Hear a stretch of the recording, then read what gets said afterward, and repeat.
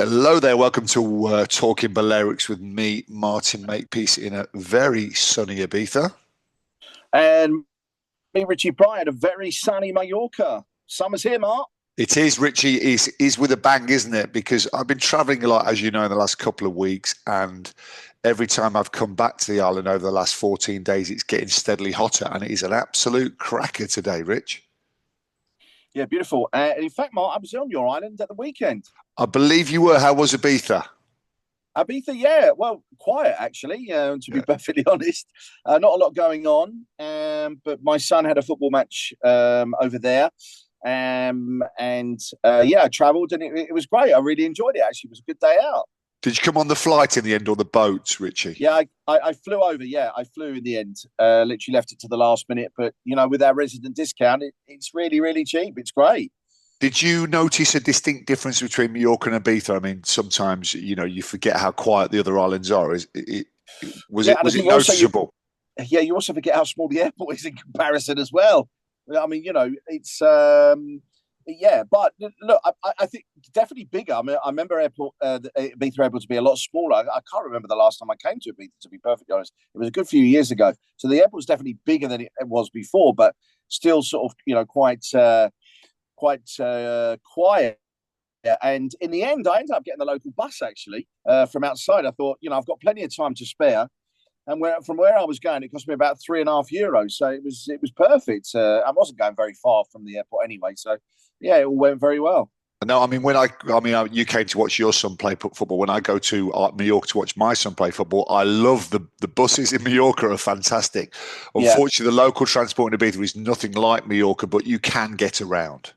Yeah. No, it was perfect, as I say. And yeah, I had a great day. The team won 1-0, which was great. Great result for them right now. So, because they're, battling a little bit against relegation. So, I've got something to mention about football actually towards the end of the conversation we have today, Mark. So, we'll talk about that a bit later. Talking about today, Richie, this is Talking Balearics. What have you got for me today? Well, I did blog last week about I'm just fed up with the tourism protesters and everything else, sort of telling me and people that come on holiday that, they're not welcome or anything like that. I'm fed up with that message.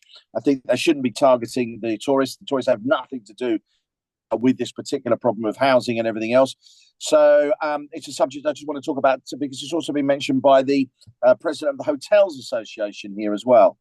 Okay, I've got a few things, Rich, but I'm going to be pretty quick today because it's getting to Easter, isn't it? So things are hotting up a little bit because 2 or 3 weeks ago we were lazy and not lazy, but just lazing around talking about winter. But now we are really on the doorstep of summer. So there's a few things I've got. The expectations for Easter, which is quite interesting. I've got a bit of blowback on Airbnb as well, which is always in the news, isn't it, over here. I've got a few issues on the beaches, which I'll go into, and also a really good, funky thing that's happening in the Old Town next week. So a bit of a mixed bag today, Rich. Do you want to get going then? Because you've got more than me. Yeah, well, listen. First and foremost, we've got Easter on the doorstep, as you said before. I mean, the good thing about Easter this year, Rich, it's the third week of April because last year, 2024, it was the end of March. Now, what happens in the Balearics is, well, especially Ibiza, maybe the same in Mallorca, is when Easter piggybacks onto the summer, it's fantastic because basically we get 2 extra weeks. So this year being I think it's the 19th, isn't it? This year of April, a lot of hotels will open. And then carry on all the way through.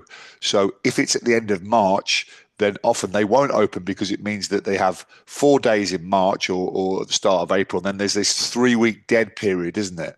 So you get the 3-week dead period and then they have to kind of not reopen again, but nothing's doing. However, when it's like this, the dates fall like this, it's really good. And also for those listening back at home, you can get some real deals between Easter and the 1st of May. So that week after, you can get some great deals. I mean, I flew back to Ibiza last night on a flight, which had like a third full, cost me 35 quid. So, we all say, Rich, it's so expensive to visit Balearics, but at this time of year, you can find some real deals, can't you? You're not advocating for people to take their children out of school here, Mark, are you? Because I know you're dead against this, Did I mention children? Oh, you did not mention them either, really. Oh, okay. Okay, we're doing that. Oh, wait, no, I'm not. Of course, I'm not. But I mean, I say yesterday, for instance, it was 35 quid one way from Manchester.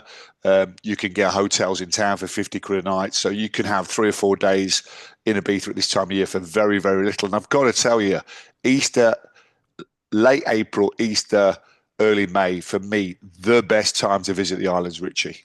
I've got to say it. People have got a lot of energy. People are opening up. The weather's usually very good, and it's very reasonably priced. So Easter's looking good. Good. That's good to hear. And in relation to that, let's talk about the protest, because obviously that's still an age-old problem that's been going for the last few years.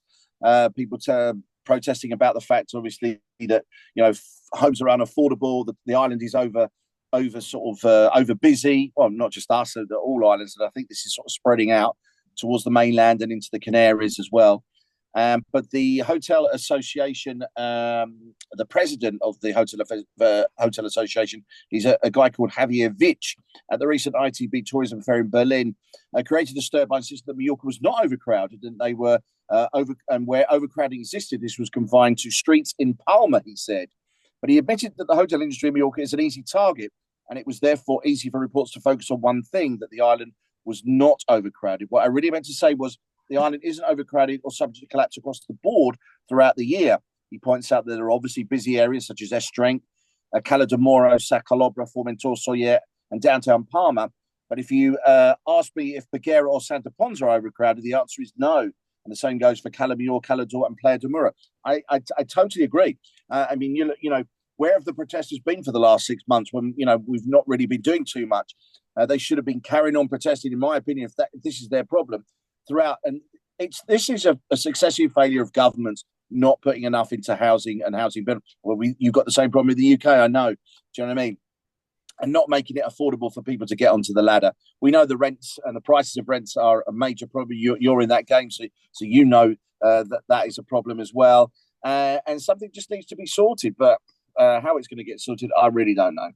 I mean, Rich, I know this rant from you has been coming for a while because it's been building up, hasn't it, as well? But it's interesting what the Hotel Federation has said, because it's more or less said what we've said over the last few weeks, isn't it? Yeah, we acknowledge there's a problem. Let's put our hands up. Listen, we have a problem, but also let's be realistic about the problem. It's for what, 6 weeks a year, 7 weeks a year? Okay, I'm talking about the the overpopulation of tourism here as well. Listen, the housing crisis is something separate.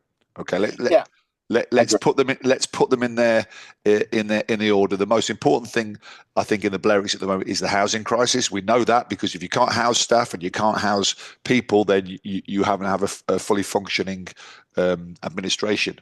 But the overpopulation of tourism isn't as bad as people are making out.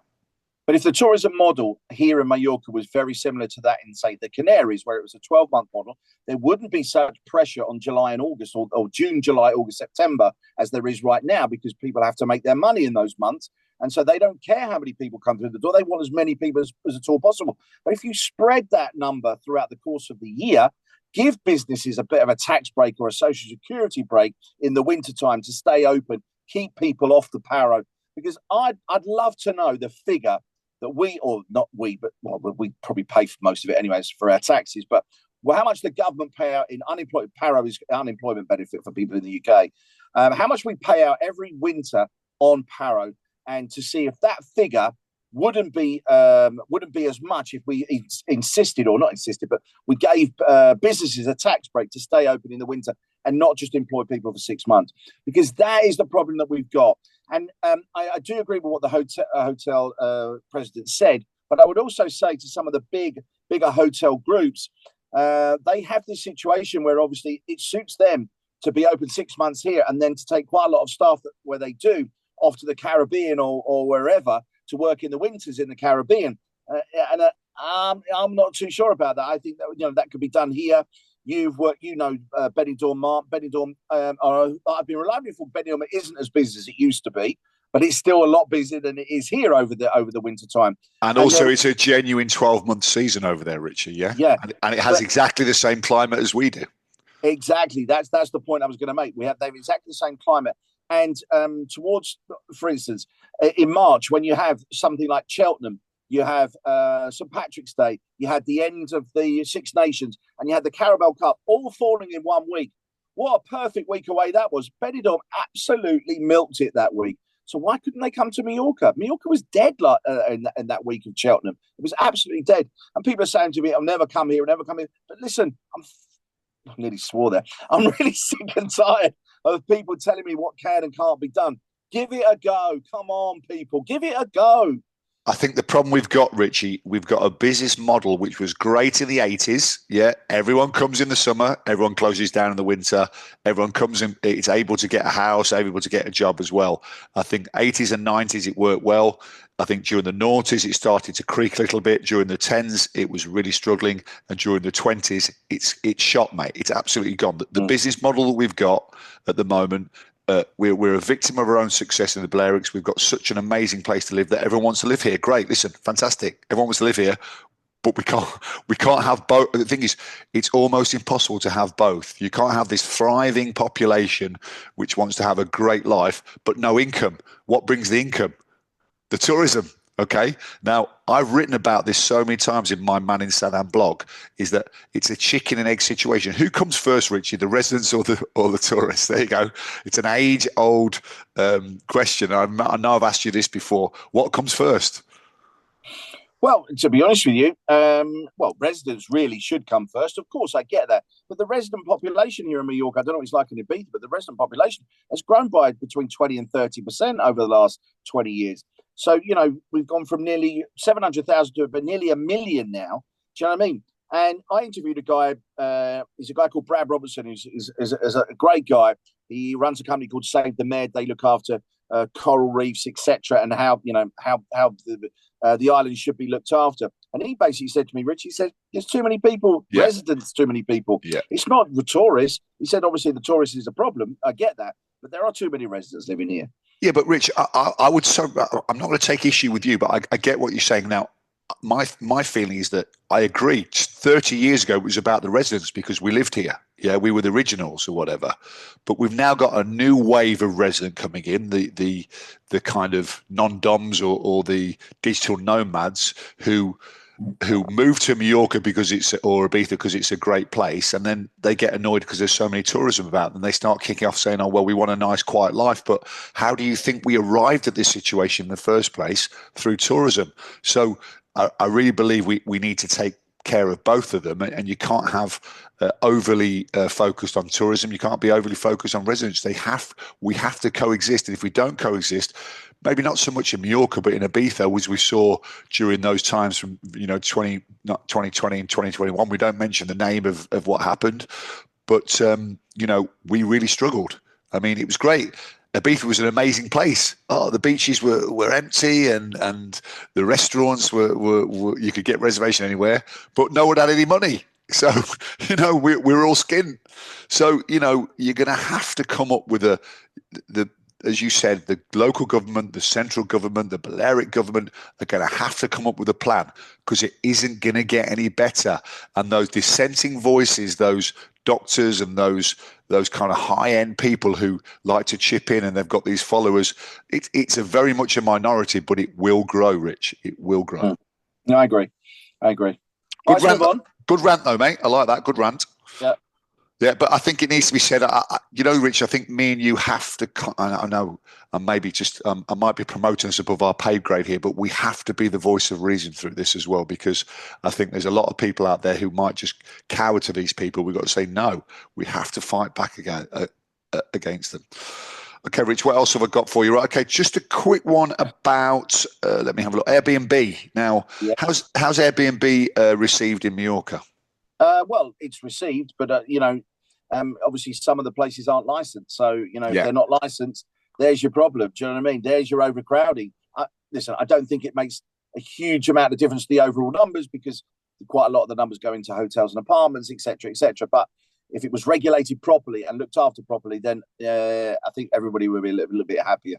Yeah, I think you've just hit the nail on the head there, Rich, because it's not regulated at all. It's pretty much like the Wild West, isn't it? There's a bit of blowback on Airbnb. There always is, but I just noticed that the the powers that be and the dissenting voices are saying, come on, Airbnb, you know, why aren't you following the New York model where you only advertise in the Balearics for over 30 days, which is our law? By the way, you can only rent an unlicensed apartment for a minimum of 30 days. Okay, that's the law. Okay, so that removes the short-term tourism option. And Airbnb, they just don't seem to want to play ball. They say they are playing ball, and they say they're going to remove apartments. They say they are not going to offer legal touristic accommodation, but it doesn't seem to do it. If you go on today on Airbnb Ibiza, you'll get hundreds and hundreds of apartments available for less than 30 days. So get a little bit of background. Why is Airbnb a problem? Because they're the ones that came in and offered residential apartments really wholesale to tourists, which you can't do legally. And because people then thought, hold on, I'll buy an apartment, rent it to tourists, make money, which means there's no apartments for residents or locals. So there's a bit of a blowback by Airbnb, and I think we are near the tipping point for Airbnb, Richie. So it wouldn't surprise me soon if the Balearic government really come down hard on them. Well, that's a good thing, to be perfectly honest. I mean, I can't believe, why can't they put some sort of, I don't know how you do it. I'm not an IT guy, but surely there'd be something that you could put into the system that stops them doing that, if that makes sense. Yeah, absolutely. Well, it's just say you can't advertise for less than 30 days, Rich. It's as simple as that. Basically, yes. If you've got a house or a legal touristic villa, then yes. If you put your license in there, of course. But anything that's illegal, you can't advertise for less than 30 days. But as I said, there's a bit of blowback as well. So I think that's going to be something that we have to face later in the season. Okay. What else you got, Mark? Finally, a couple of little things. We've been inundated by jellyfish. Did you see that? Yeah, we have as well. Actually, funny enough. Yeah, I wonder if it got. I wondered if it got to Mallorca. Yeah, it did. Yeah, blue. Yeah. Well, they said they shouldn't be classed as jellyfish. No, they're not, are they? No, they're not, are they? They're not really jellyfish, but they have the appearance of it. They're called sailboat jellyfish as well, and literally tens of thousands of them. I think they travel on near the top of the water, so when the wind is in a certain direction. The most bizarre thing about jellyfish, I'm not sure if these are poisonous or not, or they're dangerous. Some of them are, some of them aren't. I'm not a jellyfish expert, but I do know that when my kids were younger, we were on the boat, if they all ever saw a jellyfish, they weren't going in the water, mate. So it creates drama, doesn't it, for families? But what happens over here in Ibiza, which is quite strange, one day there'll be no jellyfish anywhere. The next day, the wind changes and there's jellyfish everywhere. So, but we've had an inundation of jellyfish, so something to look out for. And finally, Rich, I've got a little competition in the old town of Ibiza. Now we've got how do you say, a UNESCO World Heritage Site, which is Dolt Villa, which is the old town, which you would have seen on Saturday when you came over, Richard. It kind of dominates the skyline here in Ibiza, and we've got Red Bull Ibiza Royale next week from the 7th to the 9th. So we're next weekend, 7th to the 9th of April. We've got Red Bull Ibiza Royale, which looks a really funky competition, which is basically looks like an assault course all around the old town, which I think is a really great idea. Look out for the drone footage. I think the drone footage would be absolutely amazing. Can you remember in the Olympics, 2012 Olympics, Rich, when they did the triathlon, and it really was that kind of, it had all the World Heritage sites in London. This is our time in Ibiza, because obviously we're nothing like London, but we do have Dolt Villa with the World Heritage site, and I think it's going to be pretty spectacular. And knowing Red Bull as I do, they really do throw the kitchen sink at it. So something to look out for, mate, and that will be this coming weekend. So if you're in Ibiza, one, stay away from Dolt Villa because it will be absolutely jam-packed if you don't want to get involved. But two, it's going to be a great thing to go and see, and I will be going to watch it for sure. Talking of watching things this weekend, one thing I want to mention is you and I both have sons that play football, and obviously are looking to, if they can, get themselves into what we call Division Honor, which is the top league in youth football. You can't get any higher than Division Honor. This weekend, actually this Sunday, Barcelona are playing CD San Francisco, who are the team that my youngest plays for. Not the actual team, but the Division Honor team they're playing Sunday at Real Mallorca's training ground, Son Biblioni, at 4:30 in the afternoon. And two sort of, or three or four players I should mention. There was a guy called David Lopez who played for Mallorca's first team who was San Francisco Honor's captain. He played last week against Valencia. He was San Francisco's captain back in 2021. And Mark Domenech, who played for Honor last year, also came on a substitute against Valencia at the weekend. And Lamine, I think you call him Lamine Yamal, was watching the game. They played Mallorca last week in Barcelona. Lamine Yamal was watching the game. He came through the Division Honor system as well. Yeah. And a young boy called Xavi Simons, who you might remember. Yeah, we saw him together. We saw him together, Richie. Yeah, no, and that was the first time I ever saw him. And wow, what a player he was, by the way. He is now obviously a Dutch international playing for RB Leipzig. I think he's playing for. He was at Barcelona, went to PSG, and now at Leipzig. He was also played in this game. So it's a great opportunity to watch probably the creme de la creme of youth players, both here in Mallorca and Barcelona. Of course, it's on Sunday. It's 4:30 at the Son Biblioni, which is the Mallorca training ground. We're definitely going to watch that. Yeah, listen, if I look at my diary, I don't think I'll get over through Richie, but if I can, I will do. What I would say is the chances are there'll be £100 million player on that pitch. Chances. I was about to say exactly the same. You know, these are, as I say, the creme de la creme. Pretty much every single one of these players will probably get a professional contract somewhere. But as you say, there'll be one absolute nugget that will in a few years' time. As you say, look, Xavi Simons, we know he's going to go for quite a lot these days.